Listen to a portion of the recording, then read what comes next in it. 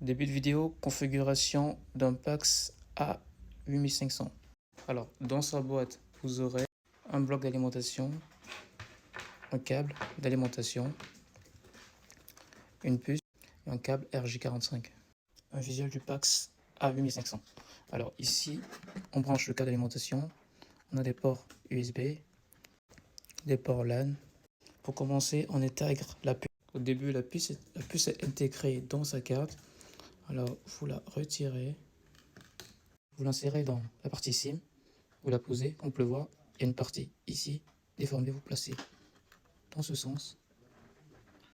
Puis vous posez le truc, puis vous glissez, vous appuyez, vous glissez vers le bas. Mais avant d'envoyer la puce au client, la première chose, c'est de envoyer le numéro de la puce à Planète Monétique pour qu'ils activent la puce. Sans l'activation de la puce, elle ne pourrait pas fonctionner.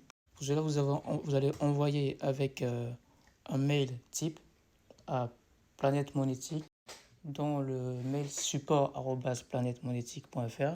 Pour les câblages, vous prenez le câble d'alimentation, vous le branchez sur son support, sur son bloc.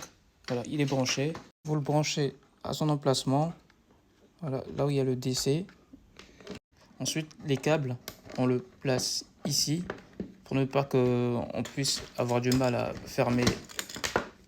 Ensuite, on va brancher un câble Ethernet dans le port LAN.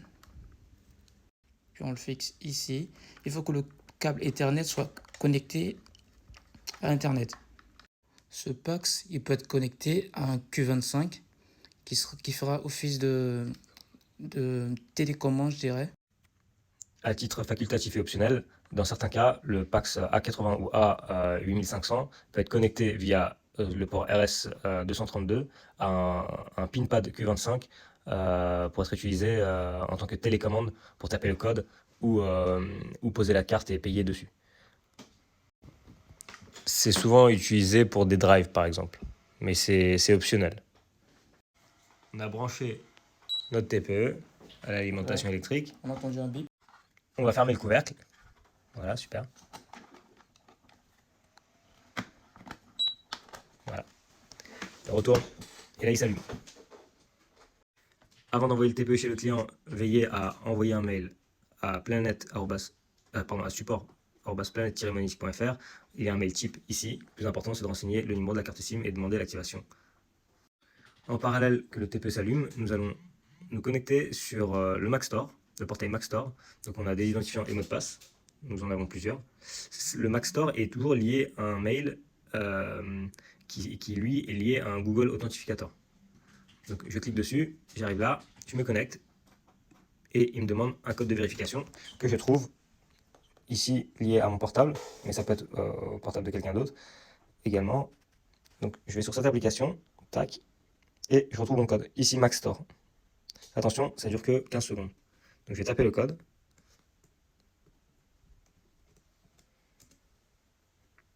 Et j'accède au Mac Store. Alors une fois sur ce portail, on a accès à plusieurs choses. Si on clique sur la petite rubrique là, on a accès à PAX France, à Global.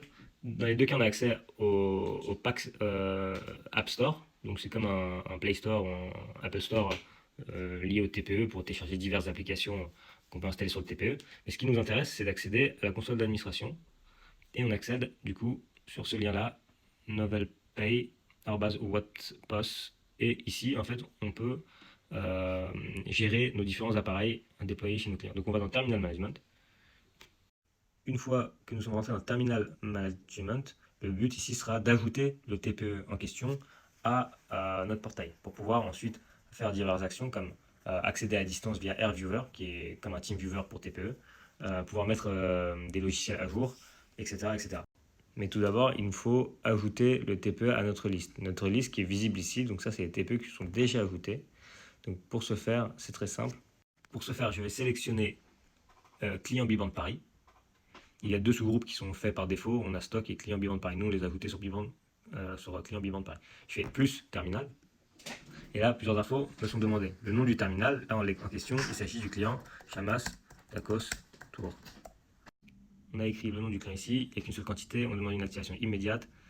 la marque du TPE, en l'occurrence là c'est un Pax. Pax. Le modèle du TPE là c'est un A8500. Et il y a déjà eu des A80, également des A80 et A84G, c'est deux modèles différents. Ces informations elles sont déjà là, on peut les laisser. Le numéro de série, c'est ça qui est très important, est également disponible sur la boîte.